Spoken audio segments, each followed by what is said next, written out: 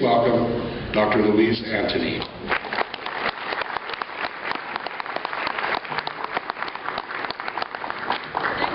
Inviting me. I hope that the organizers don't demand their money back at the end of this talk. I think some people are going to think I've come here under false pretenses.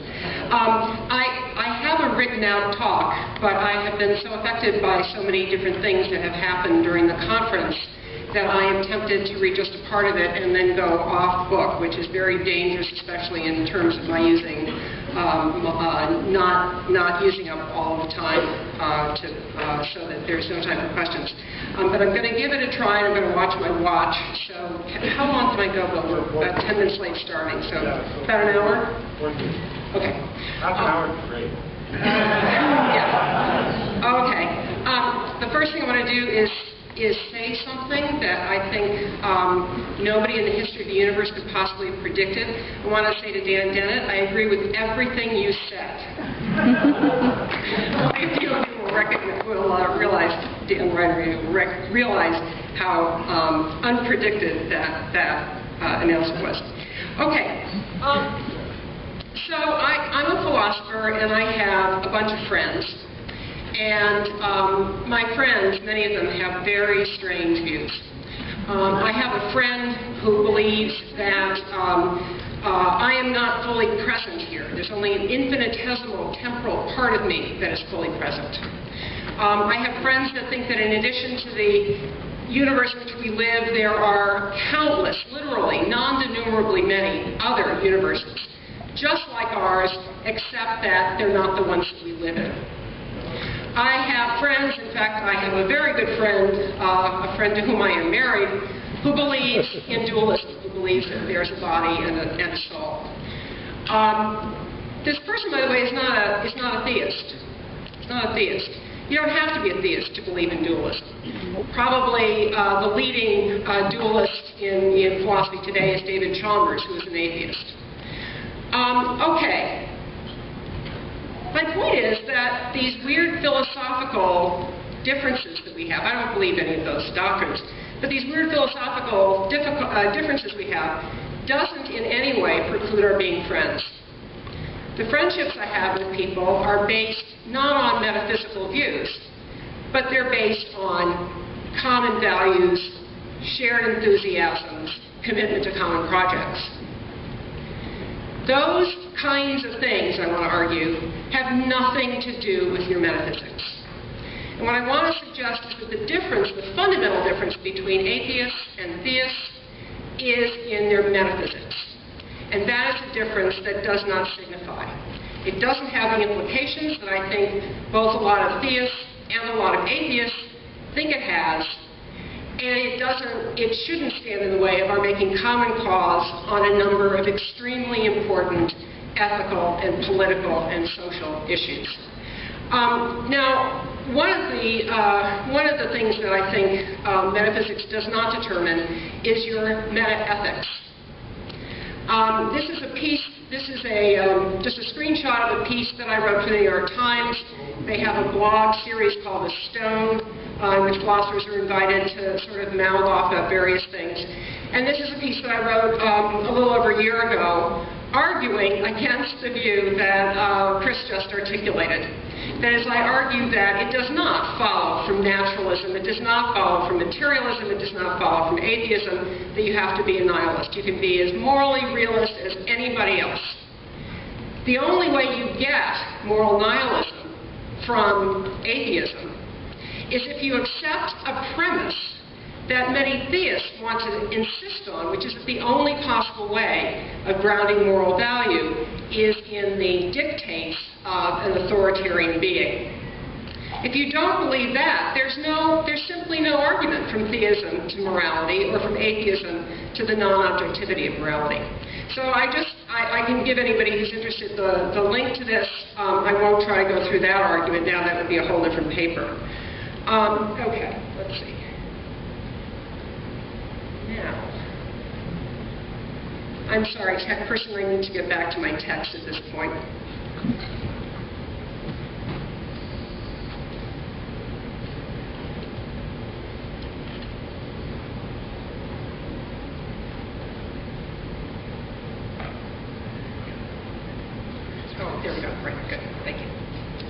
You can turn off the projection.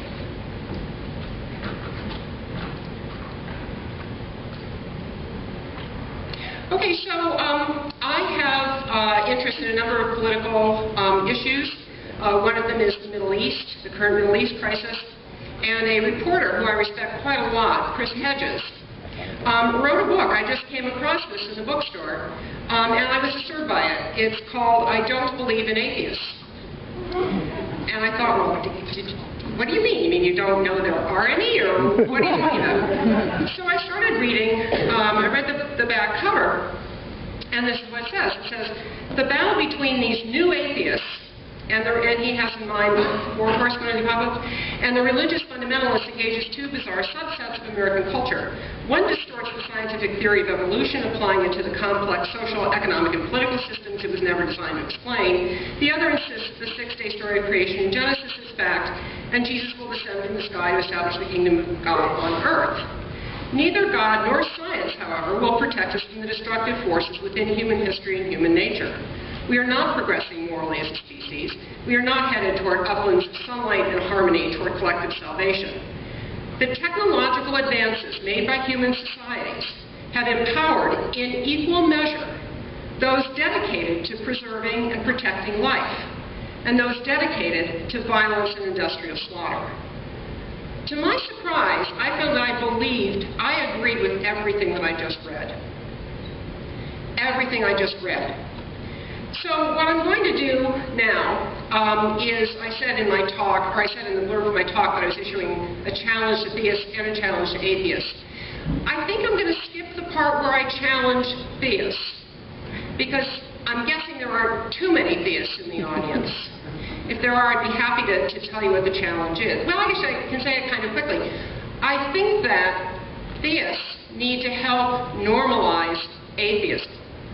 They need to be disturbed, properly disturbed, by stories, by the personal stories, some of which we heard from earlier this morning from Aruna.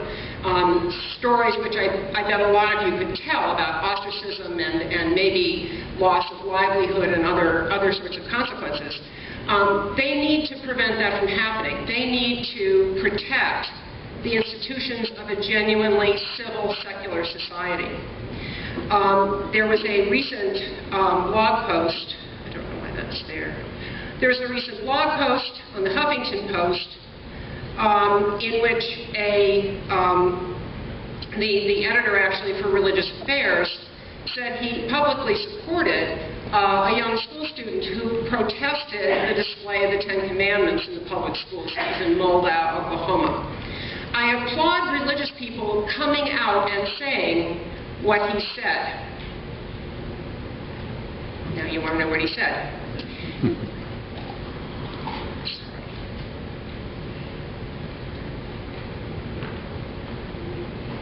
He said, Congress should make no law respecting an establishment of religion, because if they do, it takes the interpretation of religious texts and guidance on the religious life out of the hands of religious leaders and into the hands of the government. Now that's an argument that I heard when I was growing up in a Catholic home. He continues, the Establishment Clause was at least as concerned with the protection of religion as of government. So I challenge theists to come out more strongly and publicly about the need to take religion out of government and to leave it in the hands of religious people. That's my challenge to theists. I could say if I'm invited to address a gathering of theists, I'll have a much longer talk. But I think I'm going to leave it there for now and turn instead to the so-called new atheists. And I'm going to be focusing on Sam Harris, whose writings, I have to say, disturb me deeply. Deeply. They disturb me mainly because of the political implications of what he says.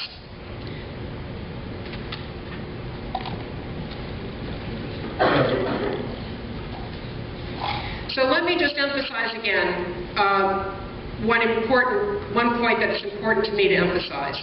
That is, metaphysics doesn't determine your ethics. In fact, it doesn't even determine your meta-ethics. And I'm grateful to Dr. DeGrasse for, I'm sorry, did I get your name right? For explaining what metaethics was. But just because you're religious, you don't have to endorse divine command theory, which is a theory that what's good is good because God commanded it. Many religious people reject that. Many religious people find that repulsive for the same reasons that a lot of you find it repulsive. But it also doesn't follow that if you're an atheist, you have to repudiate the existence of objective moral truth. You just don't. It just doesn't follow. As I said, you need that premise that you would have in common with the defenders of divine command theory, that the only thing that could make morality objective is if there's some kind of enforcer of moral commands. So what I want to say to my fellow atheists is to avoid replacing religious fundamentalism with atheist fundamentalism.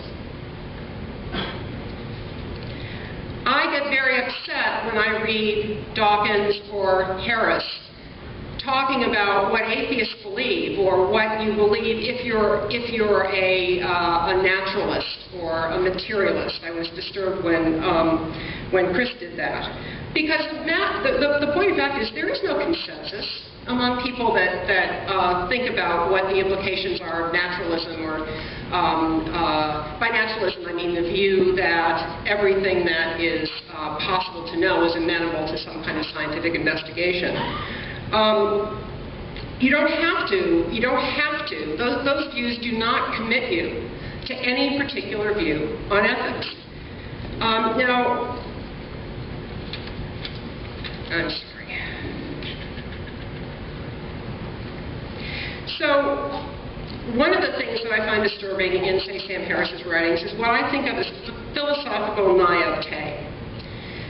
Harris makes it out that if you reject supernaturalism, and if you reject dualism, and you reject the authoritarianism of divine command theory, that what you're left with is a view that in philosophy is called consequentialism. That's the view that what makes something good or bad is the goodness or badness. What makes an action good or bad is the moral, what makes an action good or bad is the consequences of doing that action. Now, it's an attractive position. It's an intuitive position. One version of this position is what's called hedonic consequentialism, or utilitarianism, that says that the good we're trying to maximize is something like human happiness or human flourishing. But there are other forms of consequentialism too. The main thing, though, is that consequentialism is not the only option in moral theory. There's also a family of theories called deontology, and that's a family of theories that appeals to ethical rules.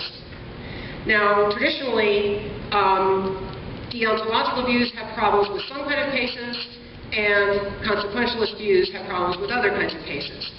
So a deontologist like Kant, for example, who though he claimed to believe in God, it's not a God that any religious fundamentalist would recognize. It's a very abstract notion.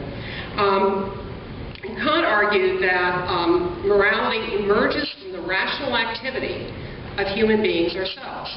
That what we understand to be right is a function of our recognizing some facts about ourselves and our fellow creatures. Namely, that we have the power to decide what our ends are going to be. Unlike animals that are not rational, whose ends are set for them by biology, the only thing they strive for are the things that their biology tells them they have to have. We human beings with rationality can contrive new ends. We can conceive new ends, and we can conceive new ways of organizing the material world in order to achieve those ends. Well, Kant argued in a very complicated argument that I'm not sure I quite understand, that somehow our own appreciation of our value of our own ends gives us rational insight into the fact that other creatures like ourselves value their own ends. And just as we want to be able to act autonomously to pursue our ends, we need to acknowledge that other creatures like ourselves have an equal right, an equal claim to be able to realize their ends. He developed this argument in a work where he issued 3 different, they're supposed to be equivalent formulations of his ultimate moral principle. The one that's easiest to understand is the one that says, never treat another person merely as a means, but always as an end in itself. I happen to think that that goes a really long way in systematizing our moral judgments. Now, that ethical system runs into trouble when you get a case like this. There's a toddler, innocent toddler, walking across the control table in DEF CON 4, or wherever the place is in Virginia or Washington where all the buttons are that can launch a nuclear war, and the toddler is about to put its chubby little hand on the button that will launch a nuclear strike. And we can suppose that if this strike goes off, millions of people are going to die, maybe there'll be retaliation, maybe there'll be end of civilization, billions of people will die or be affected. Under those circumstances, Professor Immanuel Kant, would you be justified in shooting the toddler to prevent the toddler from getting to the button? And let's assume it's the only way you can prevent the toddler from getting to it. Well, gosh, what do you guys think? Can you shoot the toddler? It's a toddler. Did I tell you how cute it was? I should show you a picture. It's obvious, yeah. You could shoot the button. It would take a really Dr. Kantian not to say, yes, you have the right to shoot the toddler in those circumstances. No, she said that. On the other hand, consequentialism, which says the right action to perform is the one that has the best consequences in terms of promoting value, whatever you take that to be, whatever method you use to determine what value is, the action that maximizes that is the right one. Well, consequentialism has trouble with judgments about fairness and justice. And by the way, we share with our primate cousins a very, very native concern for fairness. We get very upset when things are unfair. We behave irrationally. We will pay money to redress an unfairness, even if the unfairness doesn't cost us anything. We will pay a penalty. That's called disinterested malevolence, right? Paying, $1 million for a system to detect welfare fraud when the value of welfare fraud that's over the same period that you're detecting it is only $100,000. We'll say, I don't care, I want to screw those people all, those cheaters, those freeloaders. So there's a real, I think there's a very strong scientific argument that as a matter of fact, we care a lot about fairness. And consequentialist theories have trouble capturing the intuitions that depend on that. So suppose that there's a riot in the town, there's been some kind of a murder in the town, and it's gotten people very upset, and they're getting very agitated, and a mob is forming, and social order is about to break down unless you, the sheriff, can come up with the perpetrator of the crime.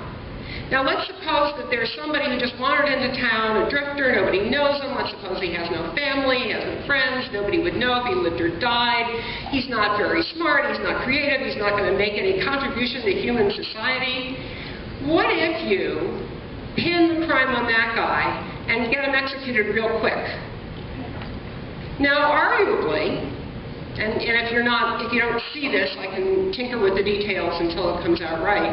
Arguably, there would be more human happiness if the mob were dispersed, the temper of the town cooled down, and order was restored, than there would be if you let this guy live. So it looks like the utilitarian calculus says, well, you just have to weigh him up, right?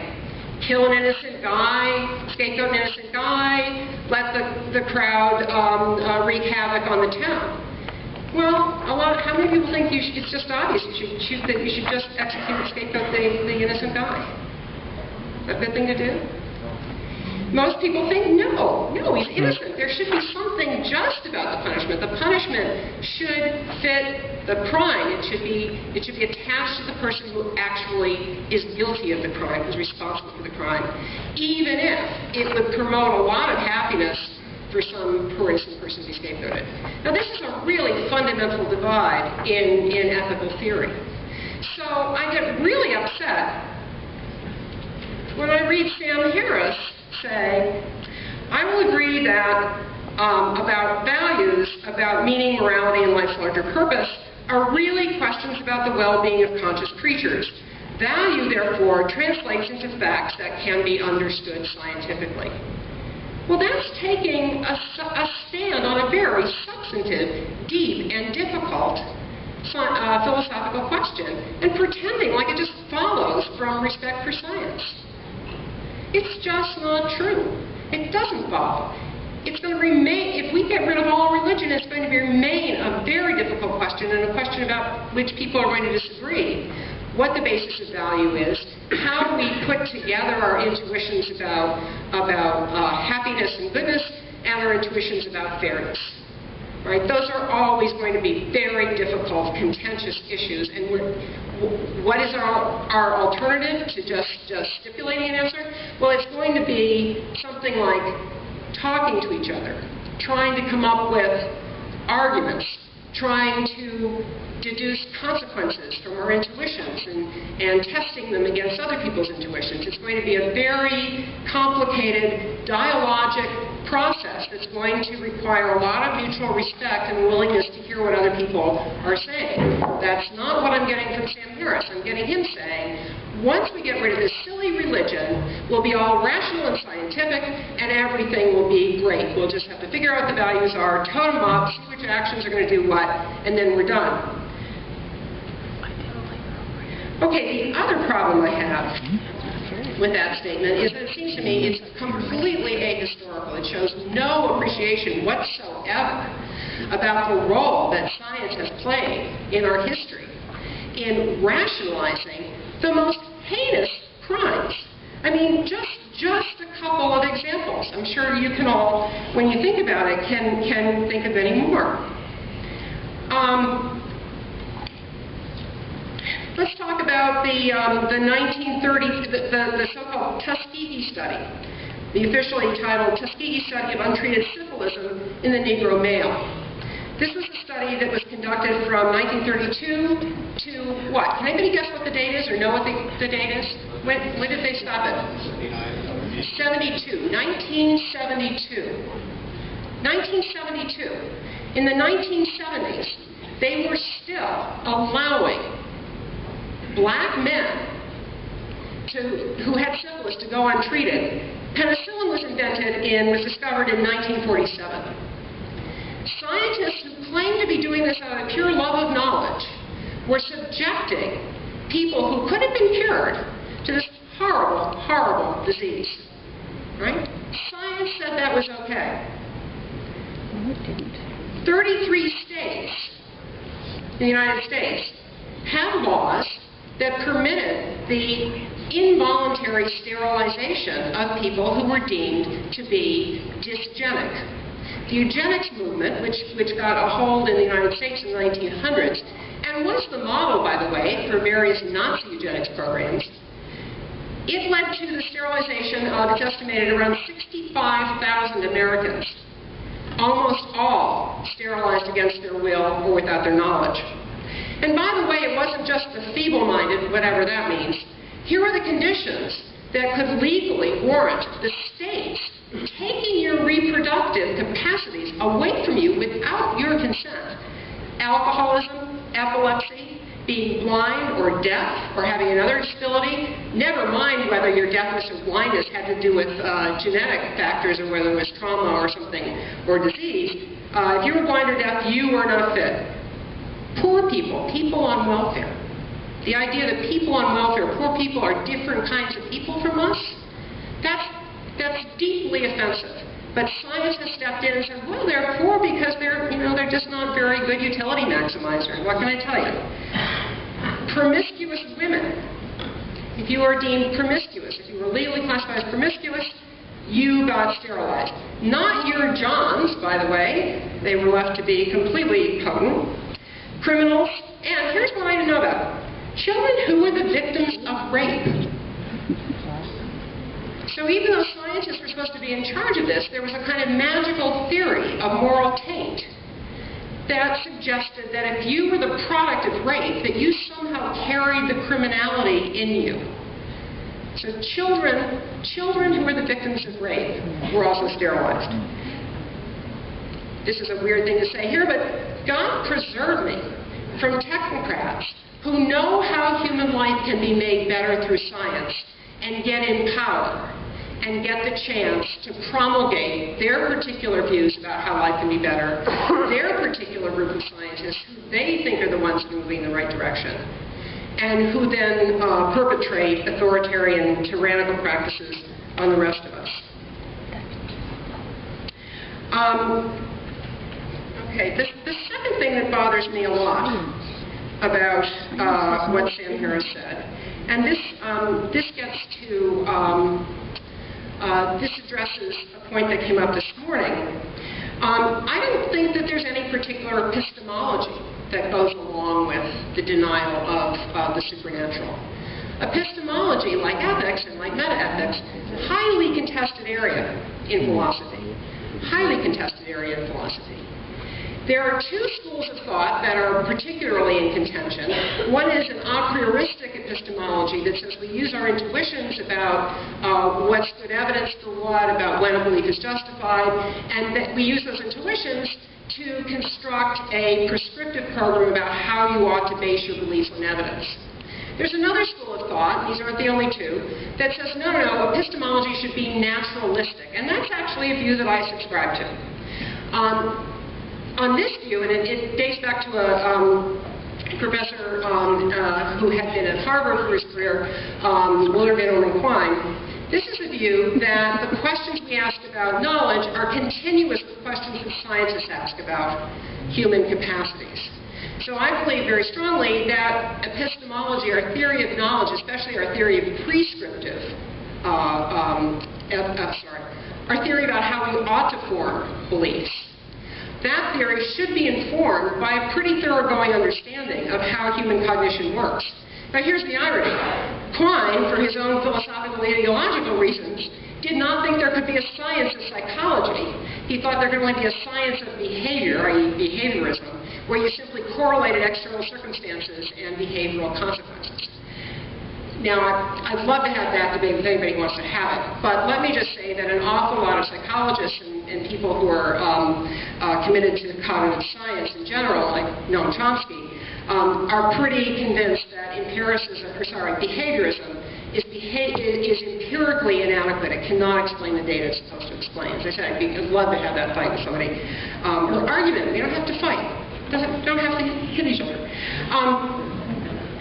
At any rate, if you take that seriously, if you take that idea seriously, that in order to know how we ought to form our beliefs in a warranted way, in a way that's likely to lead to the truth, we need to find out about human cognition. Well, it turns out it's a little bit disturbing. It turns out that we are not rational creatures through and through. For one thing, our beliefs are not all based on evidence. And this is something that Dan and I may disagree about.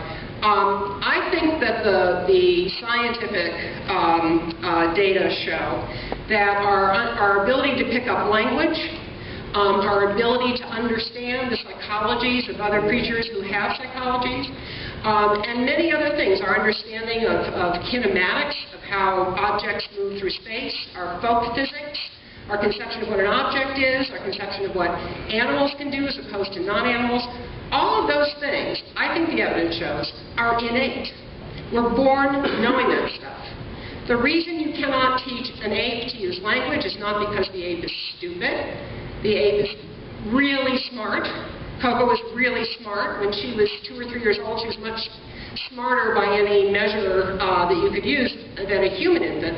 But a human infant comes with an unfair advantage. A human infant comes stocked with knowledge about the normal form of human languages, about the general structure of human languages. And that makes the project of picking up a language on the basis of stuff that they hear their conspecifics say much, much easier. Well, it turns out that this kind of shortcut, right, if you've got knowledge about what the overall structure of a language is, it's going to be a much faster thing. You're going to have a steeper learning curve if you have to figure everything out from, as it were, the raw data. So we have an advantage. Well, it turns out we have lots of advantages cognitively. When scientists think about hypotheses to explain the data they've got, they don't consider every possible hypothesis consistent with their data. They don't have time. They need to get lunch. There's on TV. They're going to die. There isn't time to carefully select the hypothesis that best fits the data.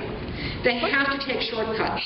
And the shortcuts they take have to do with unjustified assumptions, like the simpler theory is more likely to be true. A theory that involves positing 4 or 5 different kinds of entities is more likely to be true than a theory that posits a new entity for every time this phenomenon occurs.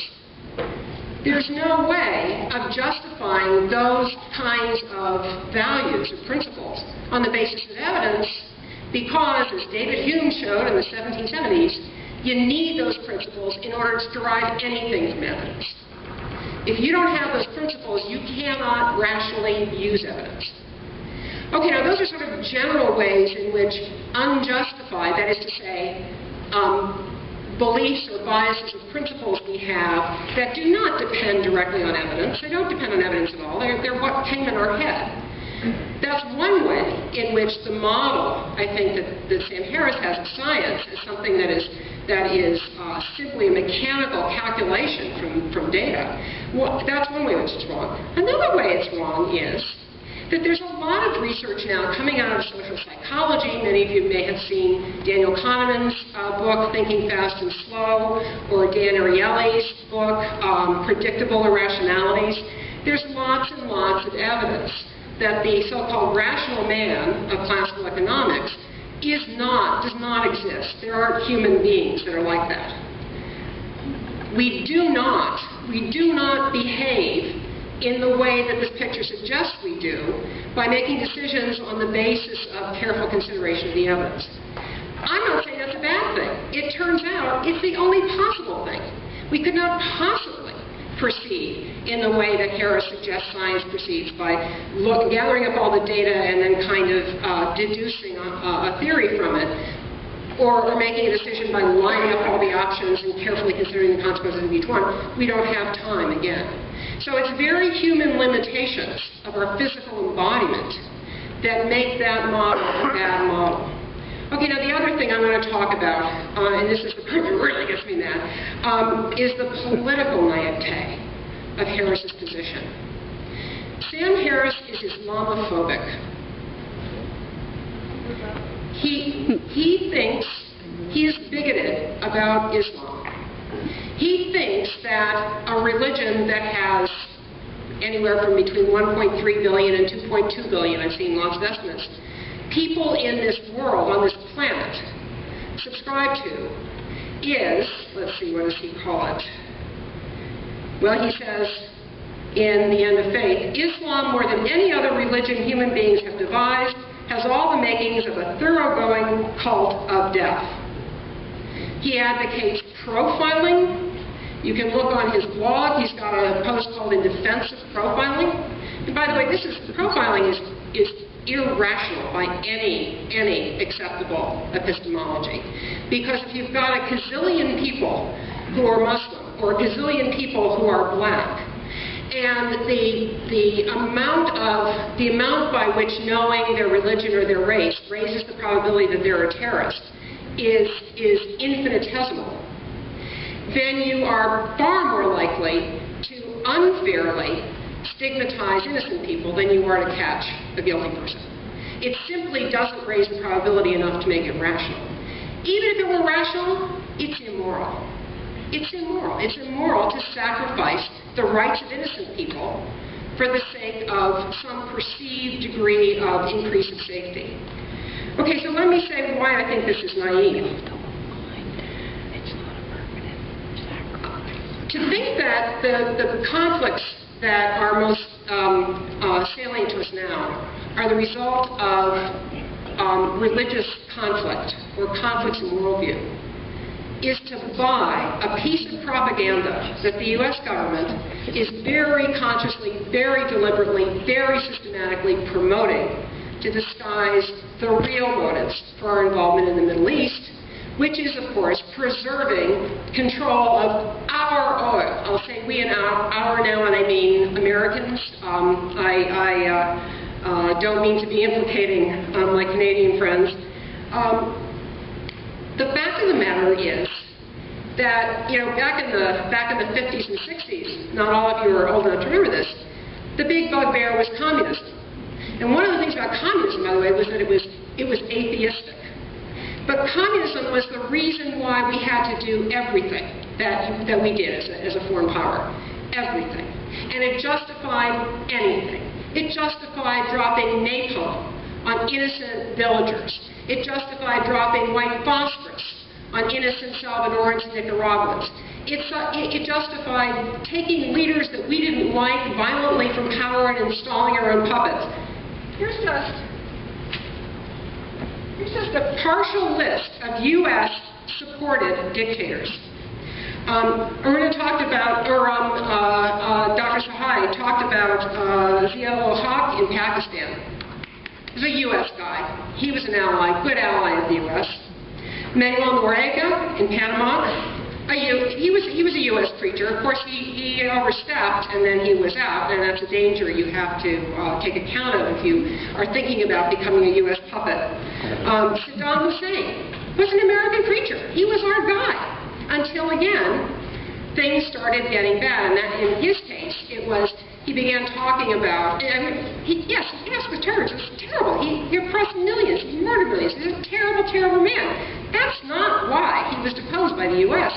It's because he wanted to have independent trade relations with people other than the U.S.-sanctioned partners. Diem, Q, and Key in Vietnam, the Shah in Iran, Pinochet in Chile, who was, Carmen was speaking about so movingly last night. Armas in Guatemala. Fidel Castro tried to have warm relations with the United States, but the United States rebuffed him, and he had no alternative but to enter the Soviet orbit. Of course, the Soviets, atheists, by the way, had their own horrible projects and their own propaganda. So I'm not saying the U.S. is uniquely evil. What we are right now is uniquely powerful, right? Uniquely powerful. And this gives rise to a different kind of fundamentalism. And this is a fundamentalism that I think the atheists, the new atheists, share with a lot of religious fundamentalists, and that is American exceptionalism. This is the idea, and Americans have it.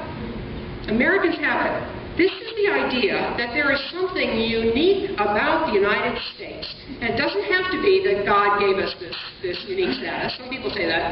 Others say it's because of our Enlightenment values. Bullshit. Okay,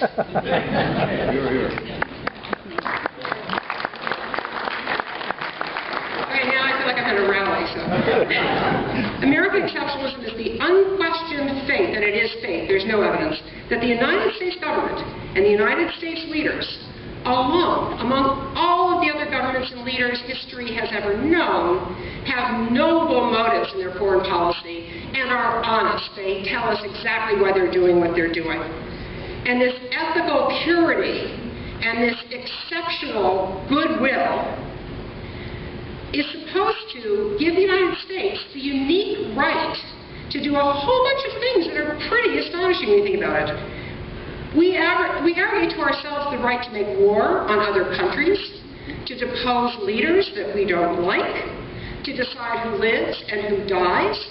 After September 11th, our president ordered a bombing of Afghanistan. How stunning would it have been if he had said, we are a country ruled by law. By law. So we call on the international community to help us to find this criminal and to bring him to our court or a court of international law to be tried as a criminal because we believe in the rule of law. That would have been stunning. But instead,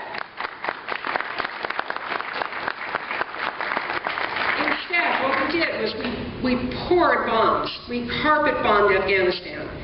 All credible estimates say that more civilians, innocent civilians, died in those bombing raids than died in the Twin Towers.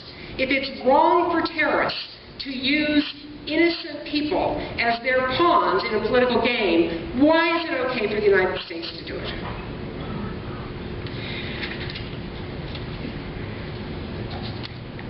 I think I'm out of time, so I won't give you my I won't finish my analysis of U.S. foreign policy. I want there to be time for questions. Or did you take that into account? Okay. I'm an American, by the way. I mean, I have a little essay on patriotism where I try to figure out how patriotism can be a virtue. What I think of patriotism, the other thing to know about me is I'm a cheap weep. If I get at all emotional, I start tearing up. So I apologize for that. I don't mean to be doing this for dramatic effect. But I think that my responsibility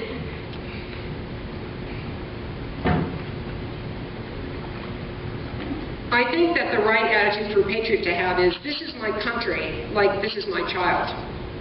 If my child goes and harms someone else, I have to do two things. I have to make restitution to the person harmed, and I have to get the child to take responsibility. That's what a good parent does. I think that's what a good patriot does. So that's my view of patriotism.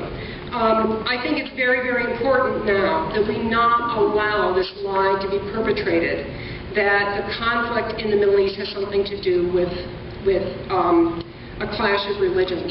There's an excellent book that I recommend to all of you by Robert Pape, or Pape, I'm not sure how he pronounces his name, P-A-P-E, which is a compendious study of suicide bombers. He demonstrates that well more than half of the people that are involved in suicide bombing are completely secular. What he finds that all suicide bombers have in common is that they are parts of organizations and that they are trying to remove foreign occupiers from their soil. My solution to terrorism is bring home the troops. I'll stop there and let you guys ask some questions. Thank you.